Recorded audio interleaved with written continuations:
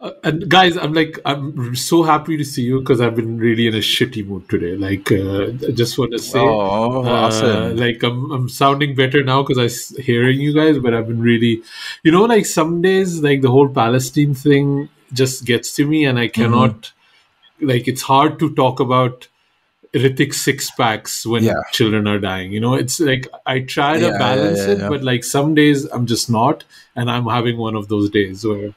Like, I know we come from privileges because we are sat in a sort of protective environment, but like seeing anything, like I'm this close from just tearing up. Like today is like you see such horror every day, and it's just breaking me, and like I'm really struggling today, I have to say. Yeah, so let's get started with the podcast.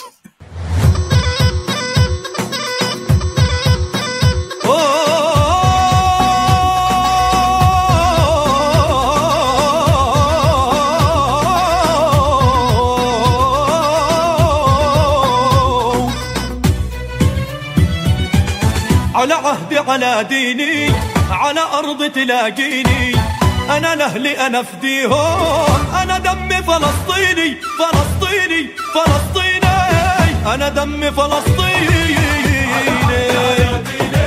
على أرض تلاقيني أنا لأهلي أنا فديهم والله أنا دمي فلسطيني فلسطيني فلسطيني أنا دمي فلسطيني. Hi and welcome to a new episode of Khandaan Podcast. My name is Asim Bernie and I'm joined with my lovely co-host Amrita and Sujoy. Hey Amrita, hey Sujoy.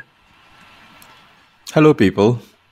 Hello. Before we get started, we wanted to do a little bit of a shout out. This is going to be our last episode for the year, and we wanted to wish all our listeners a Merry Christmas and Happy Holidays and all the best for 2024 because I have a feeling that we'll all need it. But also, we just wanted to give a shout out to our Patreons who are lovely, lovely people. Just a reminder that you can sign up for as low as $1, and that dollar goes a very long way towards us keeping the lights on in this shindig. It's been about 5 years, I think, since this podcast launched. And I got to tell you guys, like, we've been talking to other people about, podcasting and production and all the rest of it. And it's insane. Like, we got nominated for this podcast prize thing, and literally in the FAQs they were like, you just need to have like published one episode over the past year. Yeah. And here we are with like 214 episodes in, and the reason why we are able to do it is because of our listeners. So a big thank you to everybody, and especially for our Patreons: Shashank, Sadiksha, Yash, Sher, Kamal, Kevin, aka Abdul, Sunita, Anisha, Sainath, KG, Akhil, Ravinder, Meena, Vismita, Musa, Mr. Gunnar, Ishan, Subia, Varsha, Sam, Girish, Tarishi, Melanie, Ragini, Mahin, PT, Tanupreet, Hares, Erin, Jharna, Eric, Erin D'Souza, Madhavi, Veronica, Tushar, Lala Land, Miranda, Nazia, Escor, Ismail, Mithili, Miraj, Pragati, Krishnakant, Ali, Ash, Prithvi, Snigdha, Namta, Sakshi, Anne, Yamini, Ashwin, Farzan, Paresh, Hanisha, Lisa, Beans, Mayuri, Anim, Shai, Mayuri, NJ, nobody, Daniel, Carrie, Nina, Meera, Shreya, Meher, Turtle Pirate, Nush, Shreya, Kim, Shruti, Anushka, Aryu, Angelique, Rachna, Sohela, Tanvi, Viral, Dalia, Sachin, Heather, Rita, Netflix, Manvir, Swaroop, Sushant, Bolilista, Sunita, Amrit, Beth, Sona, Amrita, Neha, Samyukta, Shehzad, NK, Aparna, Usama, Jasmine, Sirjana, Nandini, Sunita, Pamela, Ruhi, Rehani, Farzana, G, Deepta, Mofi, Karen, Devansh, Javeria, Substreet, Dancing Usha, Pranjal Dubey, Lena, Puitams, Nika, SK, Abdullah, Shakira, Jackie, Navsharan, Lady Civil, Suha, Irfan, Chitra, Geetika, Manish, Shah, Drama Panda, Rebecca, and Deepti. Also, just so cool to see names that have been supporting us for so long. Yeah. Like Yeah. some of these names, they were there from the start and they're still there.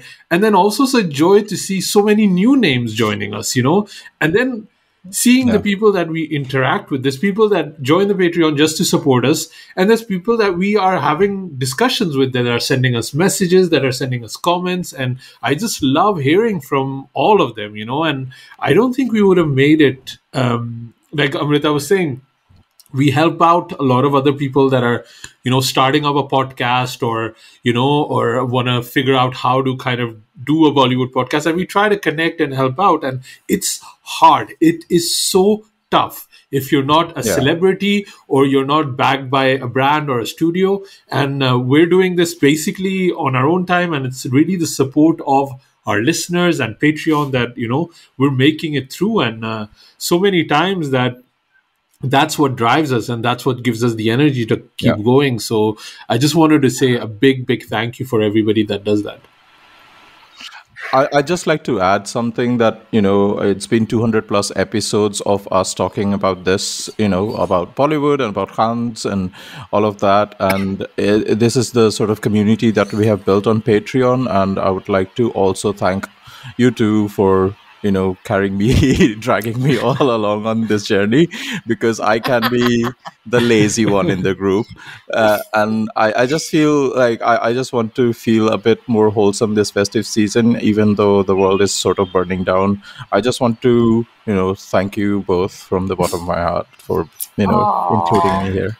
I love you guys. I love you it too. wouldn't be the same without you two. Like, we didn't record last week, and I was just like, "There's something wrong with the world, There's something is wrong." Yeah. And everything was just right as soon as like Sujoy and Hassan came on. And also, there's just like, for a really, really terrible year that is ending on a terrible note with what's going on in Palestine.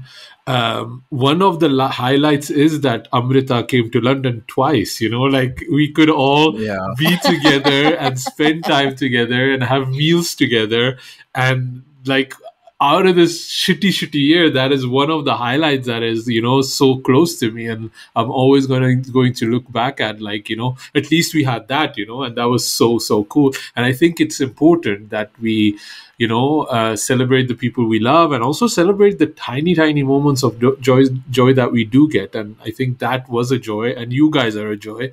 And it doesn't feel right when I don't speak with you for a week. Like, we get tired and like, let's bank a few episodes. And I have to say, a lot of people were saying this about the Raja Hindustani episode, that, we were maybe a bit negative. We did record that a few weeks earlier. We banked that episode and released it later. So we were in a funk then, and we're in a funk now again. So I don't know what to do, but it's like, I do. The big part of this podcast is talking to you guys, my friends, and I do miss it whenever we don't get a chance to do that. We have a few things to talk about this episode, but we're also going to be doing another special Patreon episode because it is an end of the year, so we want to talk a lot about other things. That's going to be a Patreon exclusive, so sign up there if you want to hear it.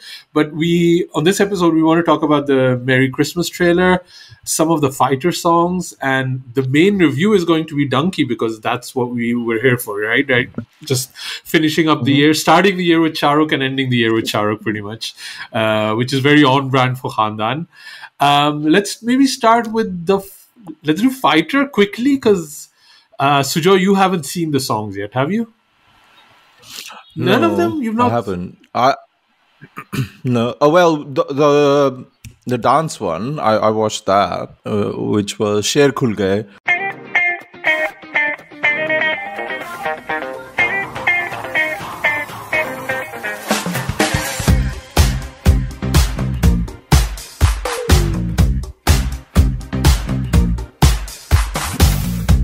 हक है हमको कुछ आज कर ले दुनिया चाहे एतराज कर ले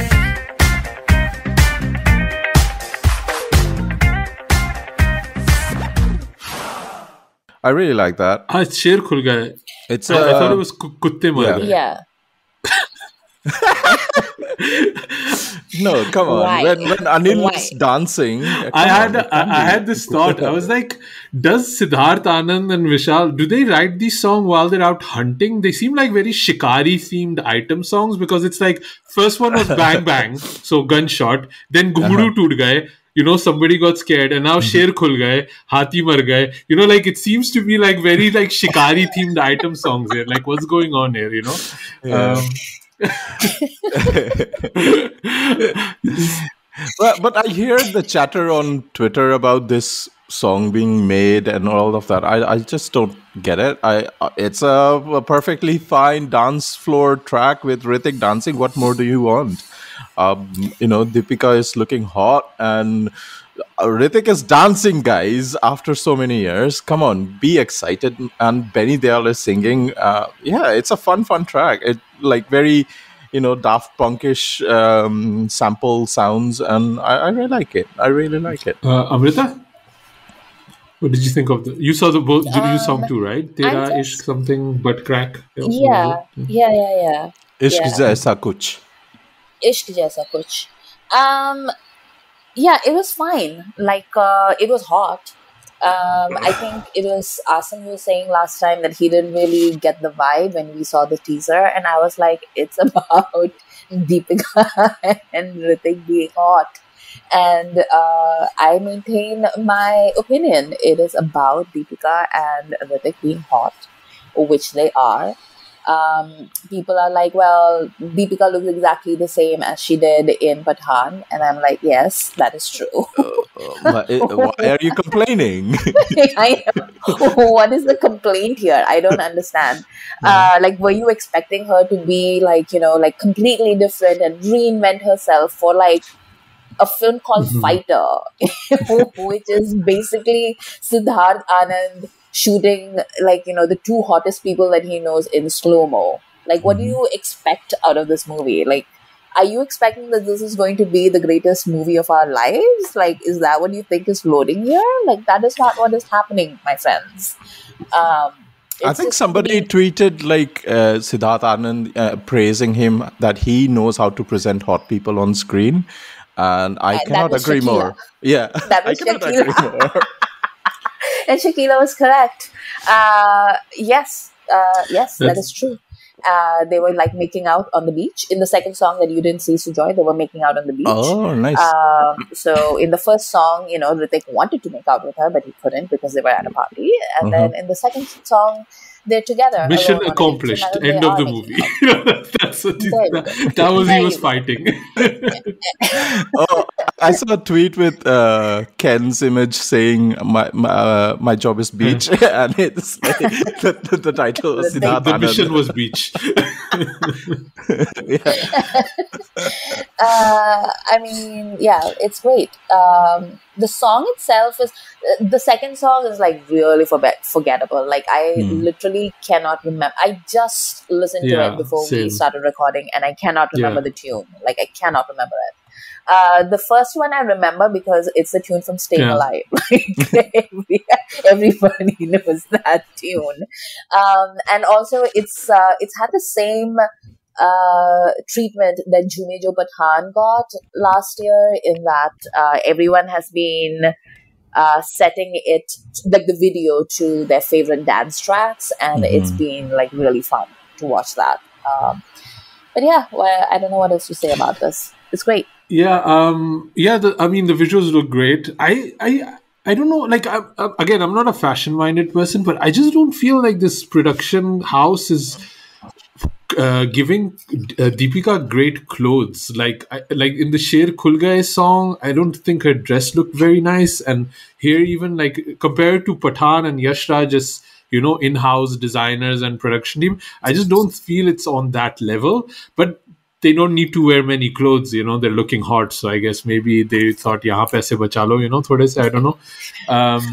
But yeah, I think it's perfectly serviceable. Shilpa Rao was singing, so that's always good. I was like you, eating eggs and toast while, watching the song, and it didn't leave an impact at all. Also, I guess I sent you that song yesterday I was listening to. I don't know if you guys listened to it. This is Pakistani song.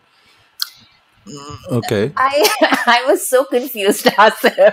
Like, really, like that. It seems like such a 90s song to me. Like, I was just like, You don't get it? Yeah. Like, I'm obsessed. I'm obsessed with it. TikTok is obsessed with it. I don't know what's happened, but I think I think it is successful because it's one of those 90s songs. Maybe people are missing it. Anyway, I'll put it in the show notes or tweet it so you know what I'm talking about. But I don't know if that was just playing too much in my head to maybe not appreciate it, or maybe I'm just not in a state to not appreciate many things at the moment. But I did appreciate is the Merry Christmas trailer that dropped.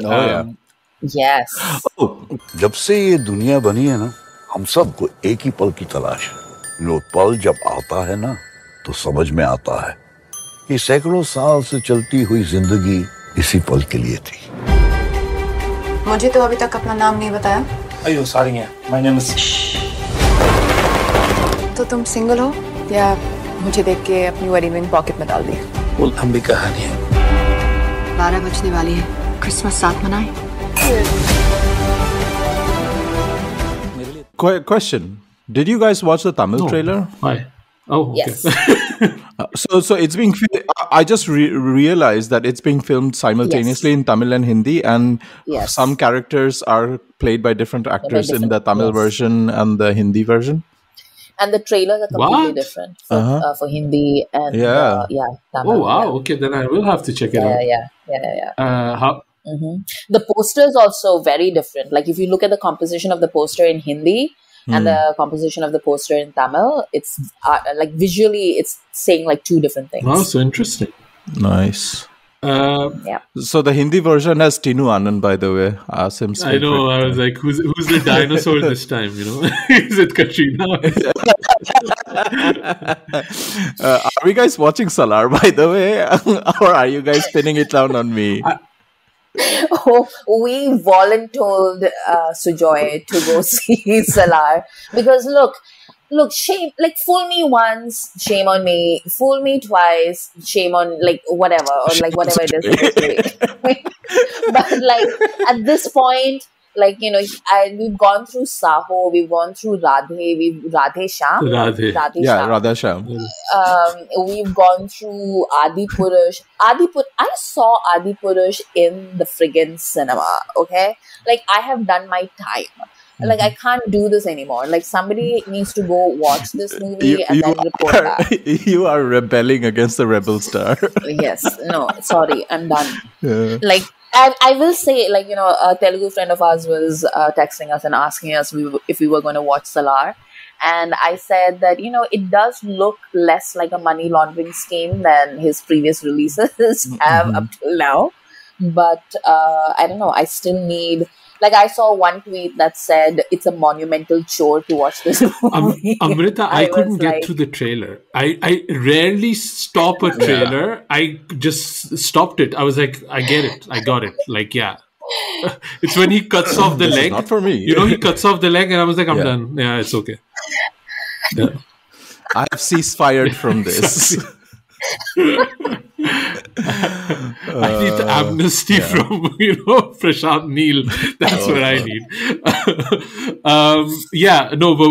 So you'll. I don't know. Actually, I might still join you, Sujay. I'm not 100% sure. I kind of screwed up my timing on when I thought I was leaving for Christmas break. So I actually have a few more days. So maybe let me know when you're booking. If I have time, I might still join you. But it does not bode well when I can literally not sit through a trailer of the movie to go then watch the movie. Yeah. But yeah. coming back. Yeah, I just saw the Tamil trailer while you were talking, the teaser, the poster, sorry. And yeah, it looked completely different. And all of these posters are so nice, but also it's easy, right? If 70% of the poster is Katrina Kaif's face, obviously it's going to be a good poster, right? Like, how can you lose, you know? What did you think of the trailer, Amrita? Yeah. I loved it. I saw the Hindi one first and I immediately fell in love. I know just enough about the plot to make me feel really intrigued, but also I don't need to know anything more. And I trust Sriram Raghavan enough to know that the movie is going to be amazing. And even if it is going to be middling, it will be better than like 99% of anything that comes out next year. And next year is pretty slim pickings also. Like you guys should tune in to our episode next year where we'll be discussing the year that was and the year that's coming up. And the year that's coming up isn't all that great, you guys. I don't really see a lot of stuff coming up. Merry Christmas is coming out on, I think, 12th Jan. And yeah, I'm absolutely looking forward to it. So, what did you think? Like, to me, Sriram Raghavan hasn't missed. Even there's some joy to be had in watching Agent Vinod, I think. And like, if you see his filmography, Ek Hasina Thi, Johnny Gaddar, Agent Vinod, Badlapur, Andhadhun, and now this.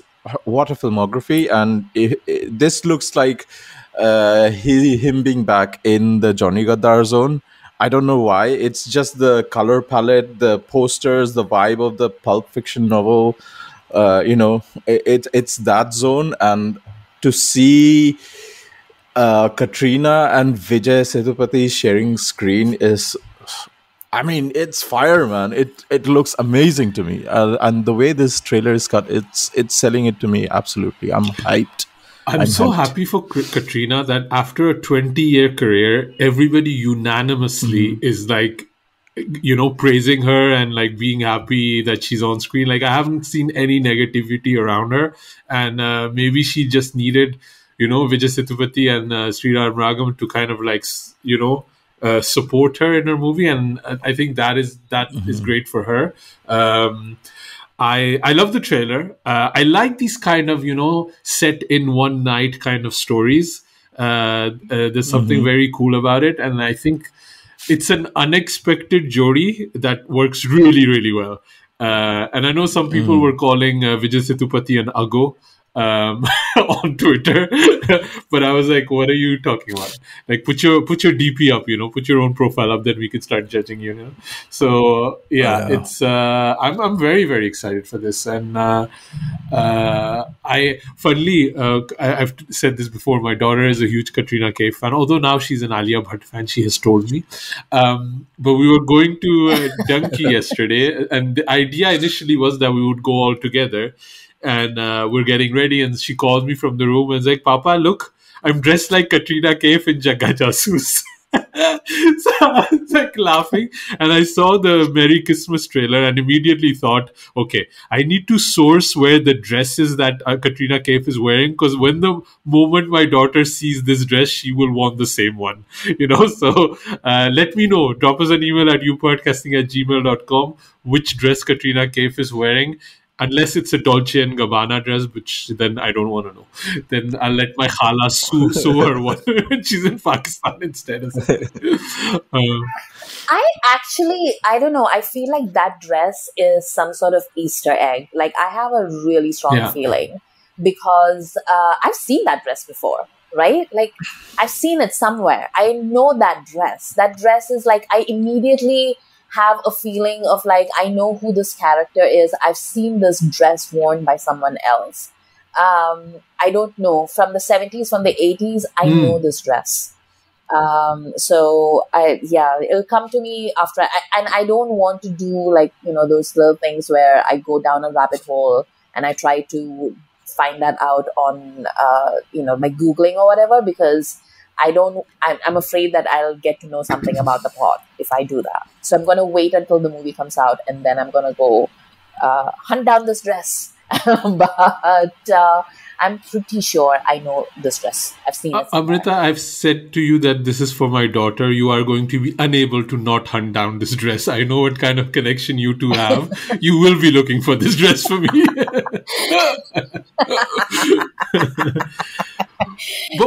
What do you think the genre of this movie is? Because I can't make it out. Like I don't know what the plot is. Like this, she could be a ghost. She could be not a ghost. I don't know what's going on. I didn't want to even speculate, but yeah. Thriller. Let's keep it thriller. Yeah. Cool. Main review time. Dunki.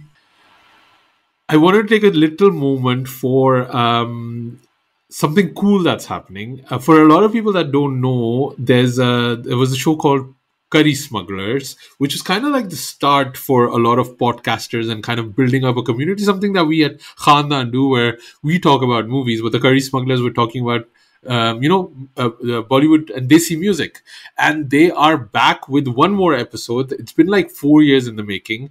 Paresh is back, and Vishal, he's working with Vishal now, and it's a really fun vibe. I love whenever they drop an episode.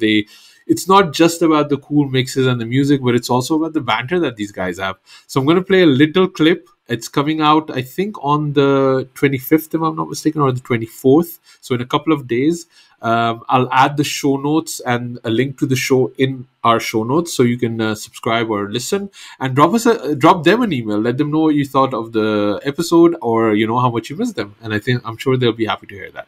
How do you finish a show like this? Well, usually quickly, but But that said, sorry, I'm going to apologize to our listeners. We've been making a lot of nasty ass jokes that won't make the bloopers, but I feel like you should know that at some point post the pandemic, the filter's completely gone.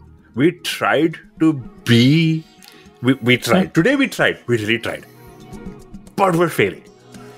Yeah, this is the composed smugglers. If you listen to the bloopers after this, you'll see exactly how bad it got. Yeah, okay. That is the compost smugglers. That is...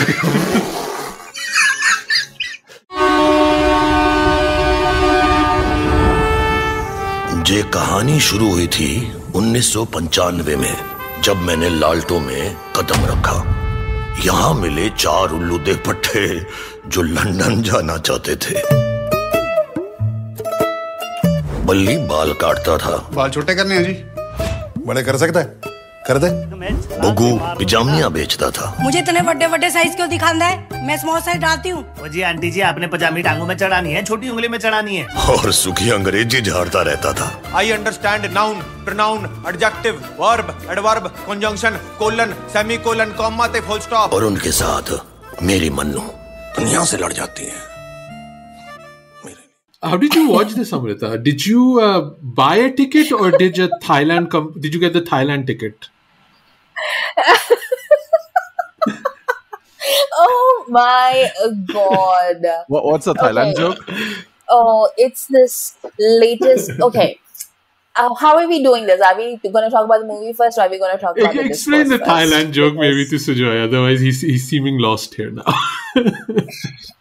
So there's this thing, right? Like, it's been fascinating to see the anti-Shahrukh forces evolve over the past year. Because when the Pathaan movie came out, and I was just thinking about this when I was watching the fighter songs. When Pathaan came out, I remember there was this whole thing where, like, we should boycott it because of, like, I don't know, like Deepika's wearing an orange bikini or whatever. Mm-hmm. But also it was all like, what a lech, like he's so old and he keeps acting against these really young women. And it's all full of like, sexual imagery and everything. He's such a turkey, like we don't like him, blah, blah, blah.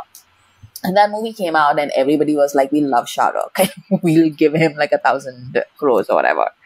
And then when Jawan came out, everybody was like, well, like this is all corporate booking. This is not like real, like, And now with Dunki, they've like gone from like corporate booking to like, there is a firm in Thailand that will buy your tickets for you. And show you that it's running.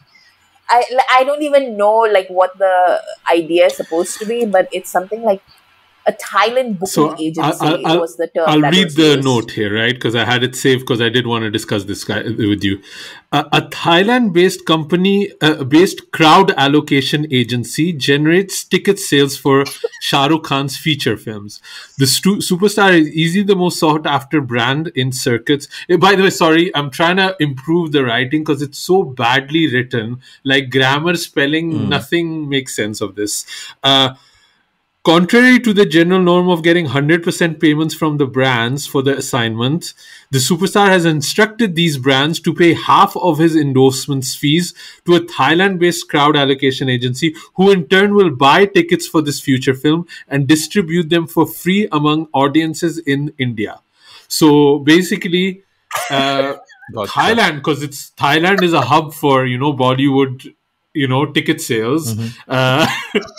So this Thailand-based company is handing out tickets. So if you see like in a small town in India, some random Thai dude just giving free tickets, lelo, because you can watch a free movie for that, and obviously Shahrukh has no pull at the audience. It's like theater khali hai, if they weren't getting any free tickets, right? So that's the new theory, how specific it is, It's just insane to me. Like, what you need to understand about Shahrukh, like, how do you not understand this about Shahrukh at the end of 2023? Like, maybe you didn't understand this at the beginning of 2023 because he's been away for 5 years, blah, blah, blah. Like, maybe you forgot, whatever. But you've seen it. You've seen how it went from, like, the very first month in the year. And 12 months later, you still don't understand just how deeply invested his fans are in everything that he does. Like the parasociality, we talk about parasocialism, like between celebrities and their fans. But when it comes to Shahrukh, it is off the friggin' charts. Like, you literally just need to talk to anybody who says that they're a fan of Shahrukh Khan. Like, I've never met somebody who's like, yeah, like, I like his movies. No. They're like, invested in this man, like they'll go see things that they don't want to watch, they'll spend money that they don't have, they'll go at like weird hours of the day, they will fight strangers, they will fight their own loved ones. It's insane. So when his fan associations, and again, like fan associations, Salman has them, Shahrukh has them, and then I think these are the two big fan associations left in Bollywood. Akshay, Ajay have like to a smaller extent. But the only way that you can understand fan associations is like if you look down south, like what Rajnikant has or Kamal Haasan or Ajit or, like those big stars, like from the 90s and from before. And if you don't understand that kind of star culture and you are talking about cinema in India, then you don't understand anything about Indian cinema. And it's just embarrassing. Like, you need to, go away.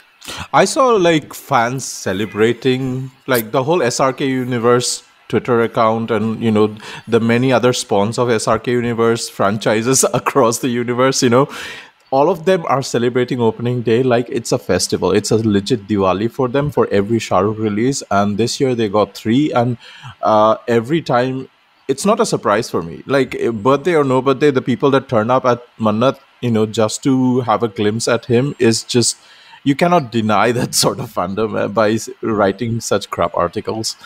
It's interesting because when we were talking about Tiger 3 and the celebration going out for Tiger 3, there was so much hope from fandoms, from the Salman fandom, that this would be the movie that gets Salman out of the slum. And I think that didn't happen, unfortunately. And I think there's a section of Salman Khan fans that had just lost it completely. And on the other hand, there's also like a whole now animal Vanga collective that is also very, very virulent at the moment, which we'll be talking about in the Patreon, where we're keeping our Vanga discussions for Patreon, which kind of has collated together. And I just think this is going to be the nepotism debate that we've had for the last 3 years. Next year from on, it's going to be about this nonsense. Already Sunny Deol has literally been on Coffee with Karan talking about organic collections for his movie Gadar 2. and Animal has been talking about organic, and this is what it's hinting towards, that Shahrukh's is paid is not organic. People don't actually are fans. He cannot open a movie, but Animal and Gadar and Sunny Deol can. And I just think that is absolute nonsense. It is the most stupid thing I've ever heard. And secondly, it's also it's disingenuous, but it's also just adding to this hate machine that has been going on. And I think it's important to talk about it, and because it is going to be the trend going forward. I think this has all of the hallmarks of a perfect conspiracy, because you cannot prove it. You can just, throw red herrings left and right, and just keep any argument you give is not going to be believed anyway, because nobody is having a debate. Nobody's talking about facts. They're just using like a linchpin point to amplify whatever agenda that people have anyway, and I just wanted to talk about it because it's such an interesting phenomena that has come up that will take over everything in the next few years, I feel. And also, there's this people are sort of like coming back up. Like, we haven't heard this in a few years because Shah Rukh's been away, but there's been this talking point that Shah Rukh plays dirty, and you're like, well, what did he do? And what he did was he basically tried to get his film the best deal that he could. That's literally it. And people are like, well, that's not fair. And I'm like, yeah, he's a businessman. Why would you think, like, for 10 years, people have been talking about like how he has a $750 million fortune or whatever. And let me tell you, if somebody had $750 million 10 years ago, they are 100% a billionaire in today's day and time. He is literally Hiram Lodge. No way. He's literally Hiram Lodge. Yes. Like, there is no doubt in my mind that Shah Rukh Khan is a billionaire at this point, but he's just like keeping his mouth shut because that's what like actual billionaires do. And there is no way, shape, or form that you get to be a billionaire in an ethical fashion or in like by saying like please and thank you to people. Like, that is not how you do business if you want to become a billionaire. So, like, Shah Rukh does business and he does it cutthroat. Like, that's always been who Shah Rukh is. That's what my point was initially about this news story, is that, and I think a few people got back to me that I'm endorsing it, the theory. I'm not necessarily endorsing it. I'm saying if this was true, why doesn't everybody do it? Like, I think squeezing brands and corporates, for me, the anti-capitalist, makes much more sense than squeezing audiences when people are already, struggling to buy an expensive ticket to go to the cinema. For me, if this was true, this would make complete sense. And I think those four fan groups that you mentioned, Amrita, Salman should do it too. Akshay should do it too, with whatever audience he has and brands he speaks to. If this was, because this is savvy business practice, and I think Shah Rukh has been always a very savvy businessman, and it makes sense. Ajay should charge more. Yeah, exactly. Get those Vimal audiences in. It just makes me laugh, like thinking about like how, like, Akshay going to Thailand and being like, yes, please give away these tickets to my fans, and like being unable to do it because everyone is like, no, thank you, nahi chahiye. No way. Yeah. So that's why Sujoy the movie is a hit. That's what I wanted to check. Like sabko Thailand ke ticket mile. So Amrita, what did you think of Dunki? Okay, so I knew from the get-go, like I think even at the beginning of the year when we were talking about Shah Rukh's 3 releases, I was very clear that Dunki is not going to be the movie that I would like best. Because Hirani's movies are not for me. They've never been for me. Even like 3 Idiots, I know everybody loves 3 Idiots, blah, blah, blah. And I'm not saying that it's without its charms or whatever, but it is not for me. Like Hirani's movie making, his, the jokes, or what he thinks are like humorous, and like it's all too uncle, like the jokes are too uncle. Do you know what I compare it to? You know, when in Crime Patrol they have a Natakiya Rupantar, the dramatized version of a crime scene, like, you know, Nukkar Natak. It's that level of writing and performing and scene setting and dramatization that Rajkumar Hirani is known for, and the audience for that is not us. Yeah. Like, it's always like his films are political. I wouldn't say that his films are not political, which sure. like a lot of people keep trying to say that, oh, you know, like family entertainer means no politics. I don't think that's true. I think he makes very political movies, but he makes political movies for people who have no idea about politics. He makes things that are for people who have literally never had like a thought in their brain ever. Okay, and that's really mean. But you know what I mean? Like, you know, it's just made for people who are not part of the 24/7 discourse club, who are not terminally normal online. happy people, Amrita. That's who they are. Like normal happy people. Yes. You know? Like us on the news channel and just being miserable. Yes. And Hirani's sort of purpose with this movie is to nudge them gently, saying, look here, the world isn't just sunshine and rainbows. There are people who have also watched DDLJ, but also the other side of DDLJ is this, you know? Yeah. So so this is not like a movie that I necessarily enjoyed, especially the first half was like, it was really tedious for me. Then the second half, like, it's so interesting to me. Like, this movie is such a commentary on so many different things. And you can kind of see the skeleton on which this movie has been built, and the skeleton is so interesting to me. There's that whole extended. By the way, we are going to be talking about spoilers, right? Like this is going to be a very spoiler heavy review. But before I start talking about spoilers, like, do you guys want to tell me, like, what do you guys thought in yes overall? And I think that's a good idea. So, Joy, what do you think of Dunki? It was a slog for me, man, to sit through this. And the jokes didn't land, the story didn't land, even though the topics that this movie is trying to say about immigration and the migrant crisis, which we will be, you know, experiencing, we will be talking about it and hearing about it more and more as the climate crisis, you know, increases, and people will be migrating to different countries, you know, because of circumstances out of their control, and we need to talk about these things. But the lack of earnestness, the lack of seriousness, the lack of honesty and sincerity in this story just made me feel very empty inside. Like, I am not connecting with these people at all. Like I said, it's a dramatized version of that, and it's a very, like, the emotional connect when it's even trying to portray the romance between the lead characters.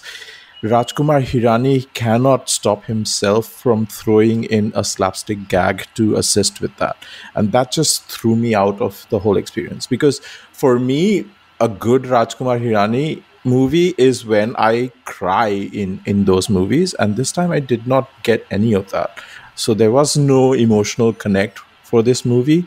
I know there's an audience out there who will emotionally resonate with the things that this movie is trying to say, and that is obviously their stories might in some way connect with the story that this movie is trying to do. But for me, it just did not connect, and I completely felt dissociated with it. I was like, this, like, it feels like very amateurish, very like the filmmaker that Rajkumar Hirani began as in Munna Bhai and moved on to, you know, after all these movies that he's done. It doesn't feel like he's grown with the audience that watched his movie. So it feels very dated in a way. I stayed away from pretty much all marketing because I knew it was a SRK movie. It was going to be a Hirani movie. Unlike you, Amrita, this was my hope that this was going to be my favorite movie out of the three of Shahrukh. I've said this last year on our prediction podcast. Funny, so I didn't know what the story was going to be about. I understand Dunki, like what it was. And when I was watching this movie, it was so weird because I know, Amrita, you know, no. I think I have lived on the other side of the donkey route. Like that's what my background is. You know, all of my family, the people I know, my uncles, my cousins, they have all come through the donkey route pretty much. That like I have been there, and I'm lucky enough that I was born in Belgium and I grew up there. And Belgium is actually one of those center points where a lot of these refugees come through and then either go to the UK or go to Germany or go to Canada. So a lot of times people end up there. My own dad got like established in Belgium because the way he got deported back through Canada, he just ended up in Belgium, and that's where I grew up. And so many people that I know have gone through this route, and I've seen their lived experience. Their hands, they age in a way that they never recoup. Like there's something about going through that experience that just lives in your bones. So I have seen this. I've grown up with this. And I didn't know this. And this is truly a story from the 90s era. You know, in the 90s, this was literally what was happening. All of my people around me were like, let's go to Portugal. We can marry somebody there. They're opening a route there. Let's go to Spain. And like all of this was going on there. So I knew about this. And this movie did not work for me at all. You know how I feel about Shahrukh. I'm excited for it. I'm excited for this movie. I know this story really, really well, and nothing of this movie worked for me. I pretty much within the 5 minutes knew this is going to be a very long story for me to sit through. And the hallmarks of a Hirani movie are, like it's usually very basic cinematography, right? Now we need to talk about craft, right? Otherwise we're not real critics. So let's talk about cinematography after 215 episodes of Khandaan podcast. But it's very basic. There's no prettiness to his movies. They're all about simple people. It's about like emotional beats and very, very broad comedy, very, very broad comedy, right? And then the songs aren't great, right? And there's no really mention of romance. Romance has never been a big thing for Hirani too. And I think all of these things together don't work for Dunki. Like, it works well when you're working in a PK where, he's already detached for any sorts of romanticism. Or a Munna Bhai where kind of like the main relationship is between Munna and Sarkat, right?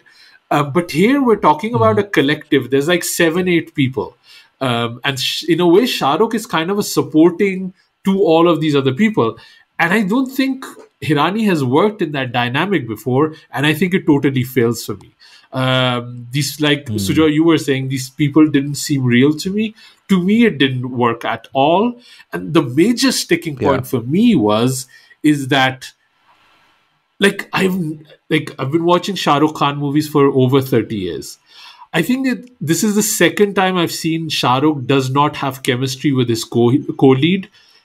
It's with this and with Swades. This is the only 2 times. I feel there is nothing going. There were moments between Tapsee and Shahrukh, which I felt they were not even in the same room shooting. Like that's how detached from each other they. And I like Tapsee Pannu a lot. But I don't think this kind of broad comedy genre works for her. And I would completely disagree on the chemistry in Swades though, because Gayatri and Shahrukh were fire to me. That song Dekho Na is just hearts in the air for me. But here, when I saw this movie, I was like, this guy would not be, Veer Zaraing in this movie. It does not deserve it. like what we said, that Shahrukh has chemistry even with a tree. Yeah, Shahrukh can have chemistry with a tree, but not Tapsee except Pannu. when I'm the tree is so shaped sorry. Okay. Now we get to my thoughts. Okay. So here's the thing. All throughout, like starting from the point where we are introduced to Hardy, which is Shahrukh's name in the film, for those who haven't seen the movie yet. But it's literally him getting off this train, right? And right from that point, it's like Raju Hirani wants to just remind us that this is Shahrukh Khan, which you don't need to remind anybody. We all know who he is. But like all throughout the film, there are these points where Raju Hirani is going like, hey, do you know who this guy is? This is Shahrukh Khan. Can you believe it? Like, he's doing this. So there's like, and that's mostly evident in his story with Manu, like Tapsee Pannu's character. Yeah. Because you have that Lut Put Gaya, which brings back memories of Rab Ne Banadi Jodi, right? Like there's Hole Hole, right? It's that same sort of thing that's happening.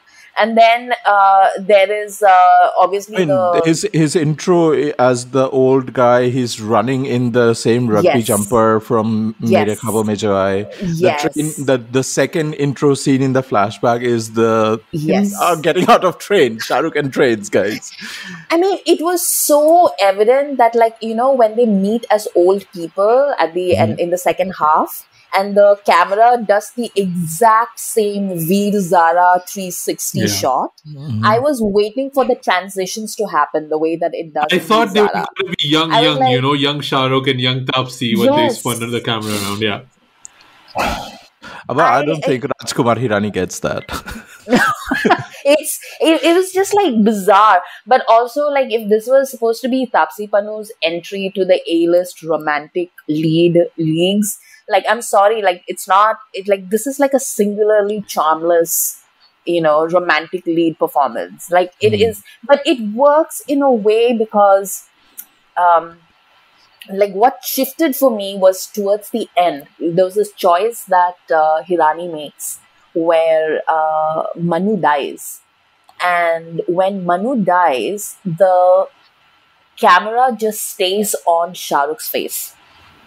And when that happened, I suddenly understood that it was not really meant to be a love story. It was about, like, this man's entire journey, like him falling in love with her, him doing like acts of service for her, him waiting for her, him wanting to propose to her in a way that she would find romantic, him doing all these things, you know, like all of it is very ek tarfa pyar, you know, like the movie falters because it tries to tell us that Tapsee's character also had feelings for him, but she didn't. Like her overwhelming feelings were that she needed to be a success and she needed to earn some money some way or the other so that she could basically provide a life back home for her parents. That was literally it. Like, he came secondary to her. Like, there's that scene where, you know, outside the court where she runs to him and he's like, oh, wow, like, you know, she's running towards me. But I knew, like, it was not, like, it was a shock for Shahrukh's character in that scene. But I knew from the moment when she started, like, running after him, the things that she remembers is him behaving like a bodyguard and, like, basically helping her out. Yeah, at the end, she calls him Coach G. Yeah. Like, there is not a single point on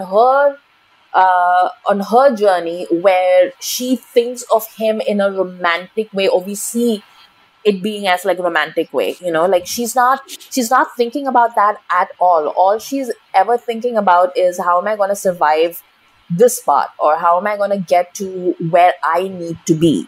And I understand that character, and I understand why Tapsee was hired to play that character, because Tapsee nails that part of the character.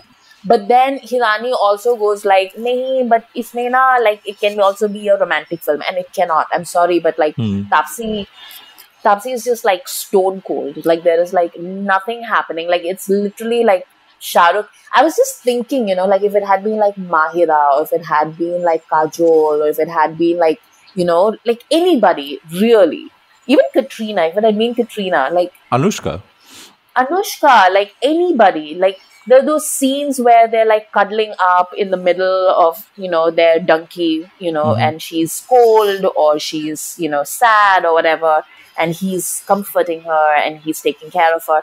That would have been so romantic with somebody else, but with Tapsee, it's like yaar, like they're yars. That's what they are. They're not yaar. That was the height of exactly. the romance between them. Yeah, exactly. Yeah. So it's yaar, not pyar, basically. Yeah, and the other thing that really bugged me about this story, the way it's told also, again, because I'm speaking from my personal perspective, that it also downplays the 25 years that they then end up living in the UK. That it's worthless for them. They just have to go back to India. And I think that brings... No, so just to finish my thought, they don't tell you about what life they built up. They didn't make any friends in the UK in 25 years. They didn't have any new relationships. They clearly can bring their family over to India and watch them there. There's been Facebook. It's not like the meeting them again feels like we have literally not seen them in 25 years. And that just seems very odd to me. But... it's okay. I lost my train of thought now. What was I saying? Like the life that they built in the UK in these 25 years is very downplayed, and I think the only thing that we see is that what's his name? The tailor guy. He has a Balli. He has a tailoring business, and he sort of has an expanding business back home, and he kind of supports that through his work. But other than that, Baggu is working in the restaurant as a janitor kind of guy, and we don't see anything of what Manu is doing. Drives a black cab, apparently, or she stole the black cab. I'm not even 100% sure, but I'm not even sure. Yeah, I remember where I was going with my point. The problem with the movie is that you're juxtaposing refugee status with nationalism. And that is the main problem here, right? Like, and obviously if you cast Shahrukh to be Shahrukh, he has been the perfect Indian possible. That's been his entire career, right? Like, I am the perfect Indian. You cannot say anything. Even though I'm a Muslim, I am literally the perfect Indian there is out there, right? The best representative. And then that works in that courtroom scene about him saying, don't say I won't say anything bad about my country to get refugee status. And I'm assuming that gets a lot of claps in Indian audiences, and that's what it was made for. To me, it didn't work. And I honestly, again, like I said, I've not seen Shahrukh not have chemistry. I've not seen Shahrukh be bad in a scene in 30 years until I saw this scene. I didn't understand the tone. I didn't understand if this was comedy or if this was supposed to be a heartfelt Veer Zara courtroom scene. And because it's not made clear to me, it just lost the impact totally. And that's kind of the problem, because you're adding this nationalism in there too. And that's supposed to be the highlight monologue of the story, right? That emotional peak needs to come there, and it was flatlined. And you completely. cannot do it. You cannot say, like, if your country is so great, that's the problem, right? If your country is so great, why would you want to leave it? And they're not strong enough to make a claim there. And I understand it, current mode India, it's very hard to do that because you cannot criticize the country, right? Like, hum gharib thodi hain, how can we go beg? There's this whole thing, oh, you're in England now, you're begging. These people are working, man. They're not begging, they're actually working, like standing there. Yeah. So anyway, but like, I think that is... Yeah, exactly. That's the lack of sincerity and earnestness. Like... they need to show how desperate they are and why they're so desperate to leave. They did not address the drugs problem in Punjab. They did not address the unemployment problem in Punjab.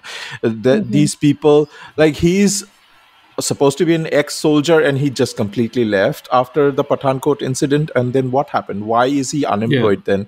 Why nothing of that is explored at all. And why are these people risking their entire lives to go through the grind and travel months through the desert and through, all these containers, eating and shitting in the same place, and the horror that there's a scene where they have to walk through underwater, and there's just a glimpse of what it does to their skin, and move on to the next scene.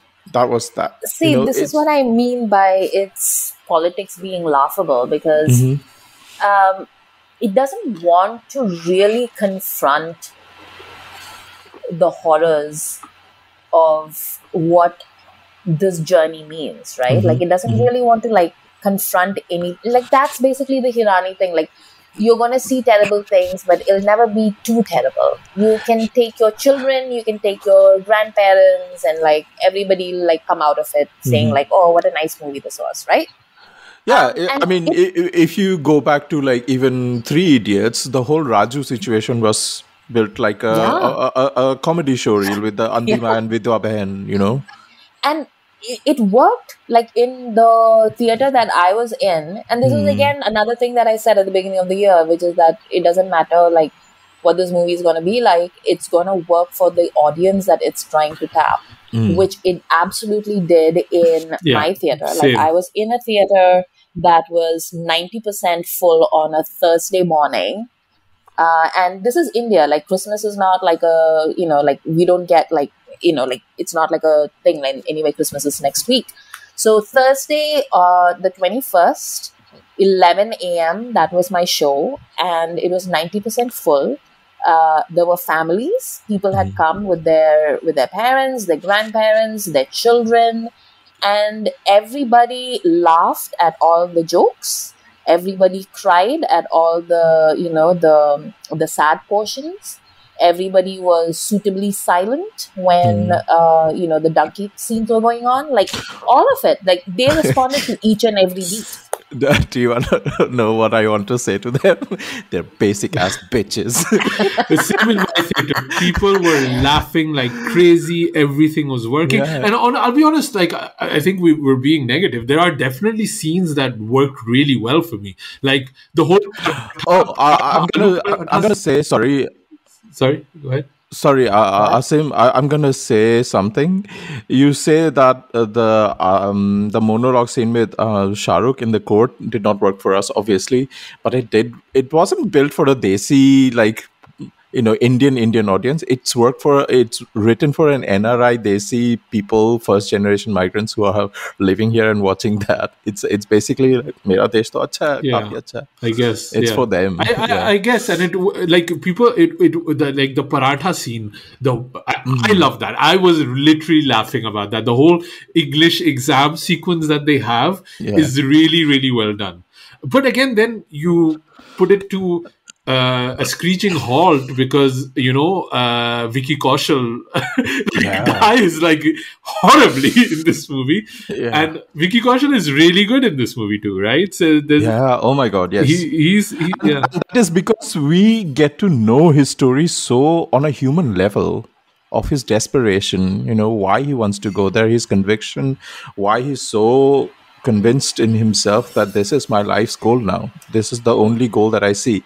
We don't get to see why this guy is so obsessed of his mom wearing pants as a security guard. The other guy. I could not stand that guy. He was so loud, and I understand it's like a stereotype or a comedic thing, but every time he was just being loud all the time, and it just let me breathe. That moment, it really grated me when they come into I think it's Balli's house where he's actually living, and you see all of these men in a little shanty place where just surviving, and that guy was just loudly being an idiot, to be honest. He didn't know what was going on, and it was just let the shock of the scene breathe, give me a moment, without adding this loud comedy. And I think that was really one of those sequences where this Hirani mix doesn't work for me here. It's worked for me before in every movie. Here it doesn't work for me, maybe because I'm too familiar with this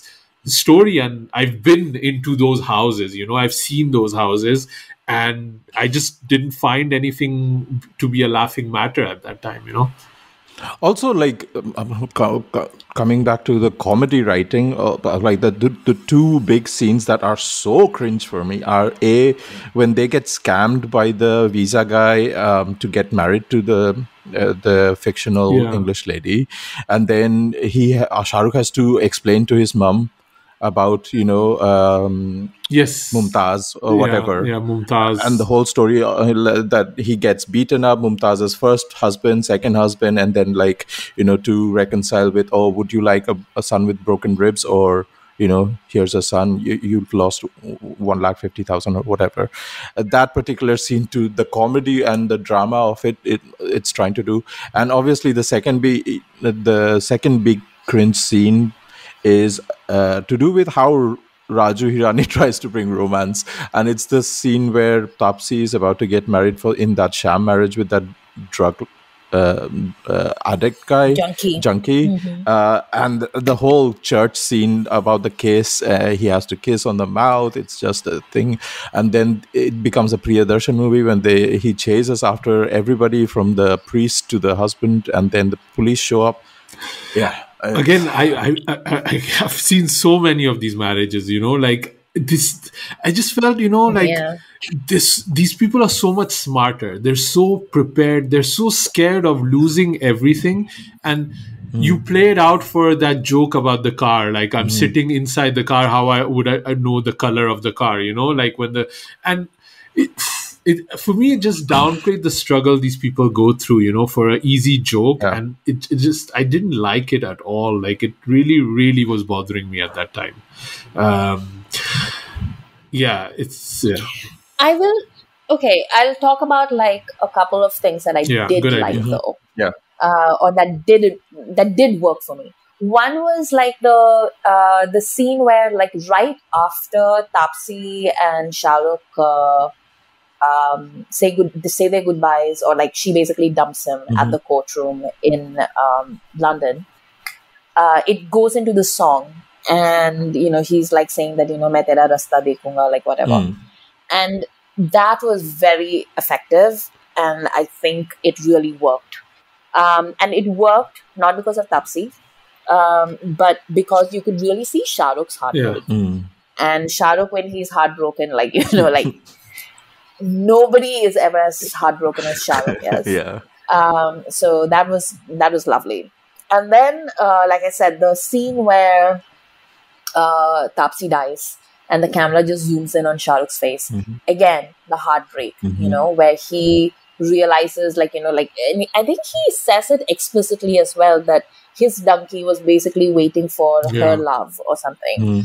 And you really see that come through, like it's a sort of a Pyrrhic victory where she had agreed to marry him, but like he never got to even put the ring on her finger. And that was like a very effective piece of film. मोहब्बत अधूरी रह गई for to be.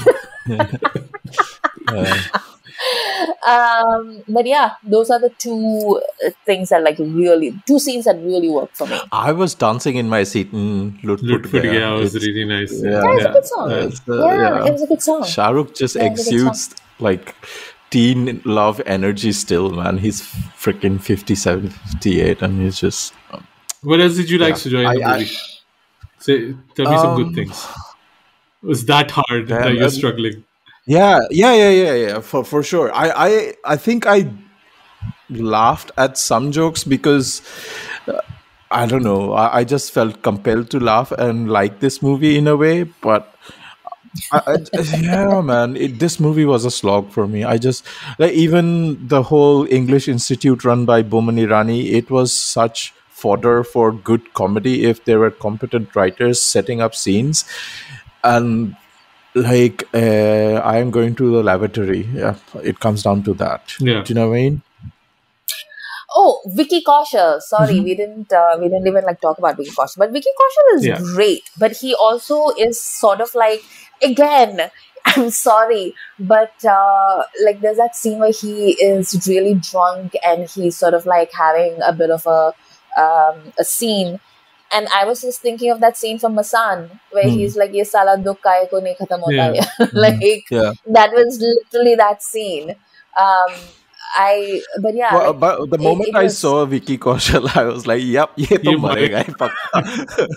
yeah, Because Rajkumar Hirani loves that. You know, he killed Jimmy Shergill, yes, he killed Ali Fazal, yes, and he's gonna kill Vicky Kaushal. It's the same, yes, and I was yes, prepared for that heartbreak. And but yeah, having said that, Vicky Kaushal Yeah. delivered, man. I really enjoyed that. yeah, Yeah. Vicky Kaushal yeah, delivered with the movie and the character and the setting and even the death scene not working for him. You know, like I think I was like, what is the tone of this movie, right? Like even when he had that like oil can I was like, is this enough oil? Is he really dead? Like I couldn't even figure out what the movie was trying to tell me. Is he like burnt? When he was on the phone talking to his girlfriend, like his ex-girlfriend on a thing, I was like, is Katrina gonna show up and that's the girlfriend? Or, you know, like something extra that, you know, it's building towards, and it kind of didn't. It just went puss. But I do think Vicky Kaushal delivered. Again, maybe I'm like typecasting myself on this podcast, but I felt this movie had like a very, very weird, unexpected from Shahrukh Islamophobia kind of theme going on in this. Oh, really? Well, like the Mumtaz scene. the Like first of all, the Uh-huh. Mumtaz scene. yeah, Then the Iranian yeah, guards that are again just like raping. That's all they interested. Like they're psychopaths. And then in Dubai, you have the screaming immigration guard, right? So I was like, there's just no positive Muslims anywhere. Like, you know, it's just like, I just thought it was a very weird vibe I was getting. But I have to say, I'm not in a right mental state at the moment. I am picking up on themes that maybe are not there, but I just thought it was odd. I just thought odd. Yeah. And then I thought back at all the Hirani movies, and I just thought, have there ever been a positive Muslim character in these movies? I couldn't find any. But again, I'm saying I am in a funk. I don't know, but it was something like a brain exercise I was doing for sure. I'd also like. there was, Sorry, go ahead. there's what's his face, what's Sarfaraz Dokha nahi dega? Sarfaraz, though, that's the line we remember, right? Like Sarfaraz. Yeah, Sarfaraz, I guess. He was Pakistani, so extra points, right? Yes, yeah, double Japanese, like, you know, yeah. I just wanted to point out, you know, because there is the DDLJ connection that I can't refute. Like, there's a Vizara connection as well. But, you know, this movie starts, or the flashback goes back to 1995, and that's the height of the NRI dream because, you know, Shahrukh and Kajol go to Europe for their vacation and all of that. And obviously, that's the kind of Punjab dream when people saw, you know, that movie. Yes, it also sort of, you know, brought like Mera Punjab, it glorifies Punjabi culture as well. But obviously there is a spike in immigrant culture at that particular point in time. And what this movie does then, it also shows the horrors of what actually happens when these people come to this country, right? When they're struggling to make ends meet, living in a small one-bedroom apartment sharing with 20 other people in the same house, and because of being illegal, they have not being IDs, cannot go for legit jobs, they are being, you know, illegally working as janitors or whatever. And it highlights that the reality, the ugly reality that what this country is. But also it made me funny because the moment that they turn up outside into the UK, inside those mattresses, and they turn up in this giant park, and I was like, what if this is just Croydon? They travel all the way here just to turn up in Croydon. But again, one of those sequences that is horrific to see the way they come out of these cars, and then immediately it's like, you know, like with the white lady and the dog, you know, this is a Russian dog, and then immediately wants to give us that joke. That's the other problem also. Like, this movie has a really weird ending because it has the Tapsee Pannu dying sequence, then immediately it goes into the slideshow of horrific things that refugees are going through with text on the screen. And I just think when either there's a voiceover or like a slideshow or like an entry, like an exit sequence written, it's because you need to enforce the point that the movie was making because you weren't able to do it during the movie itself. right? Yeah. And especially like you're saying, Sujoy, we're seeing horrible things happening here with Suella Braverman, just, in the UK. There's a whole crisis about migrants coming over the river, over the north. And that English judge, he won't be as considerate now at all in certain in circumstances that exist right now in the UK. So there's horrible tragedies going on. There's refugees camp everywhere, like in Palestine, everything that's going on. People are dying in asylum camps in the UK. Exactly. They're on a barge dying at the moment, and none of this is addressed. Like the focal point then becomes Shah Rukh's nationalism speech. But also after that horrific slideshow, it then moves ahead in time. 6 months later, then they have this comedic gig. Exactly. And it ends on that note. So what am I taking home? And why is that? It's again about this guy saying to 80-year-old men, like, I'll put you on the donkey route. Like, which agent would do that? That doesn't even make any sense to me, right?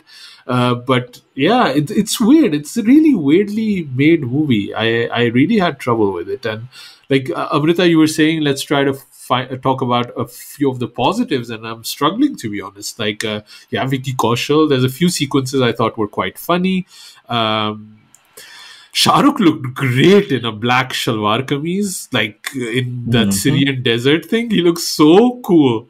It brought back like Rais memories to me. Yeah. He should always just dress like that. He looked really cool.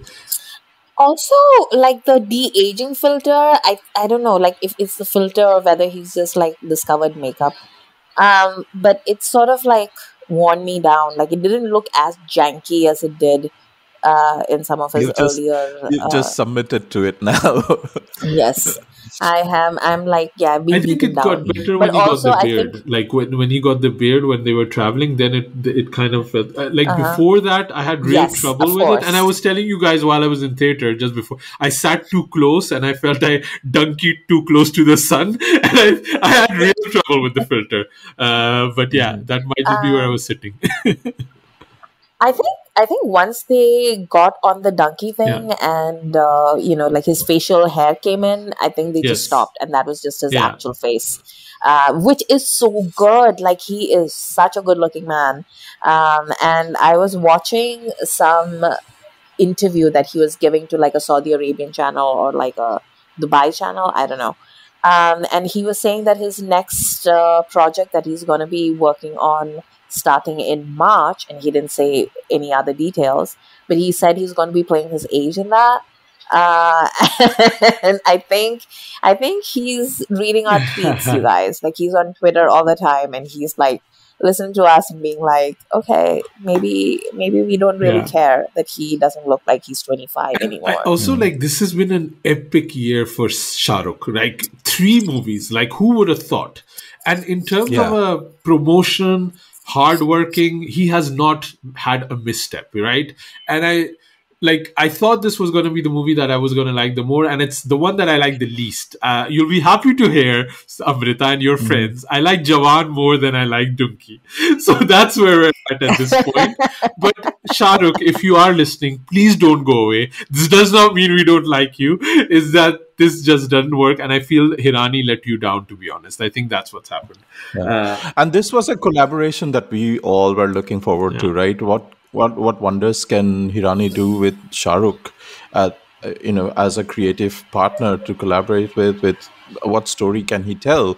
And looking at Hirani's filmography, the last movie he did was Sanju, and based on just IMDb ratings, I don't know how much of an accurate representation of how much likability it is, but we are considering democracy here.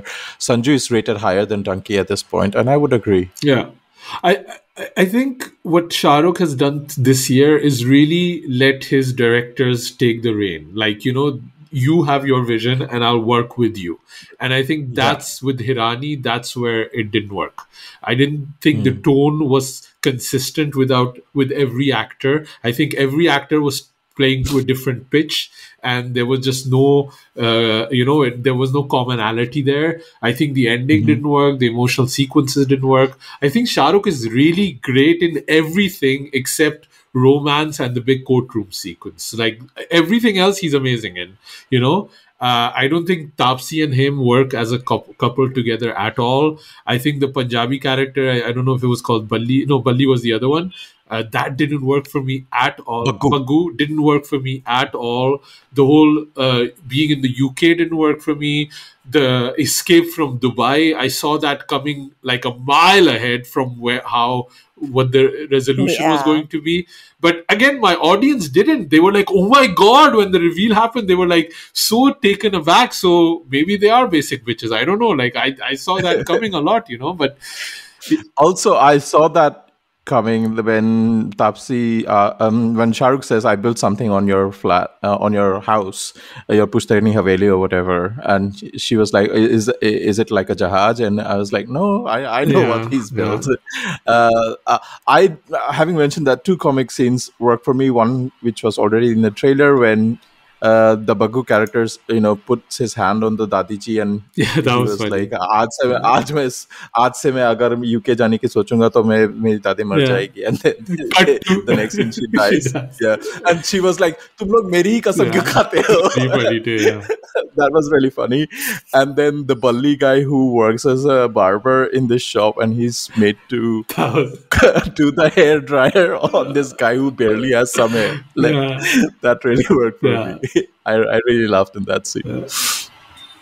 Amrita, final words on Dunki? I don't know. Like, I don't even know who to recommend or not to recommend this movie to. I think I have a feeling like, so Asim, you weren't able to watch this movie with your family because the UK for some reason have a 15 rating for no this reason film, right? It's unjustified, doesn't need a 15 rating at all in my mind. But this is like, I have a feeling like a lot of women are going to respond to the second half. Like that whole like heartbroken Shahrukh thing is basically catnip for a certain kind of woman. And they don't really get that in Bollywood movies this year, or like, you know, like post-pandemic. Grand love. So I think, and I think it's really funny to me that, you know, like we've been talking for years about like Shahrukh and how he doesn't have chemistry with Katrina and like he'd have chemistry with a tree. And in this movie, we really do see him just do like a love affair on his own. And it is simultaneously one of the funniest things that I've seen, but also one of the most affecting things that I've seen, I think. So I think like this is going to play for a certain kind of audience. And if you have like, I don't know, like if you have elderly people in your home, you know, if your parents don't really watch movies that much, but you'd like to take them out for the Christmas holidays or something, I think like that's the crowd that this movie is probably made for. And it genuinely did work for, you know, like I said, the audience that was watching the movie with me. Like literally they were like laughing out loud. Like it wasn't like a few snickers here and there. No, like they were like invested in this film. But yeah, it's not for me. It's just not maybe for me. That's the thing. I should just watch these movies with my family, so they calm me down and they, you know, tone down my snark and criticism a little bit and just make me relax a little bit. Maybe that's what's going on because we were. No, I can see your wife and daughter like really liking this movie. Especially the second half. Like I think they'd like, you know, like they'd be really affected by, you know, the sad ending. And the broad comedy would also work, you know. So there's definitely an audience for it. I'm just apparently not part of it when I'm on my own. So Joy, any words for final words on Dunki? I would like to end my review of Dunki with a song, and it goes something like, "Hi, hi, Dunki, oof, oof, Dunki, oof, oof, Dunki." Somebody on Twitter had an amazing tweet, and you won't get it until you watch the movie. But it said, "Pathan, oi hoy, Jawan, oi hoy hoy, and then Dunki, oi hoy hoy hoy, and then haters, moi moi. I was like, that's really good. I cannot believe I've become the kind of person that like talks in memes, but this is and you just quoted Rajkumar Hirani. Good on you, Amrita. I know. Way to end the year. Cool. I think that's it for this episode. I want to thank everybody for sitting with us and listening to us for the entire year. And we'll be back next year with more content for you guys. So I think the next one is probably going to be, we're going to be doing a best of list, what we thought was our top movies. And then we're going to be also be looking forward to the movies that are coming out next year. And then probably it's going to be Fighter and everything else, Merry Christmas, that's coming out. So, but we are taking a break also. So if you're not on Patreon, there might be like a couple of weeks where you don't have any content from us. But we'll be back. We need a break. We did like how many? We did around 50 episodes this year, I think, right? So we worked. So we need a little break. But we'll miss you. And thank you for listening. Drop us an email at youpodcasting@gmail.com. Hi guys, just a little note. We're still giving away some free Khandaan merch. If you follow us on Instagram or on TikTok, follow and leave us a comment that you are a new follower and you're looking for merch, and we'll send you some. We're doing this for one more week. So let us know, follow us there, and we can then DM you and let you know what your address is and stuff like that, and send you some. Khandaan Podcast, founders at Single. Girl, you're my chumma,